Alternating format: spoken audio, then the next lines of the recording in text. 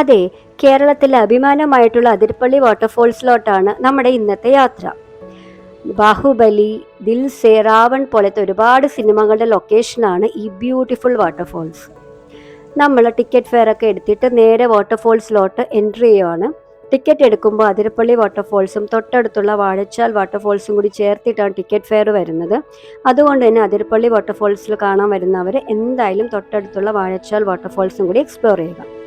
പിന്നെ ഇവിടുത്തെ വേറൊരു കാര്യം എന്ന് പറഞ്ഞാൽ കുരങ്ങന്മാരുടെ ശല്യമാണ് കേട്ടോ. അതുകൊണ്ട് തന്നെ നമ്മുടെ ബിലോങ്ങിങ്സ് ഒക്കെ നന്നായിട്ട് സൂക്ഷിക്കുക.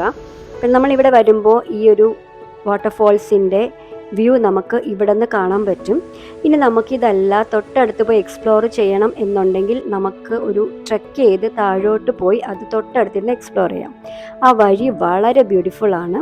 നമുക്ക് വളരെ കാം ആൻഡ് ക്വയറ്റും വളരെ ബ്യൂട്ടിഫുൾ ആയിട്ടുള്ള ഒരു സ്ഥലമാണ്. നേച്ചർ ലവേഴ്സിനൊക്കെ ഇത് ഡെഫിനറ്റ്ലി ഇഷ്ടപ്പെടും. നമുക്ക് ഈ വഴിയിലൂടെ നടന്ന് ഈ വാട്ടർഫോൾസ് തൊട്ടടുത്ത് നിന്ന് എക്സ്പ്ലോർ ചെയ്യാം.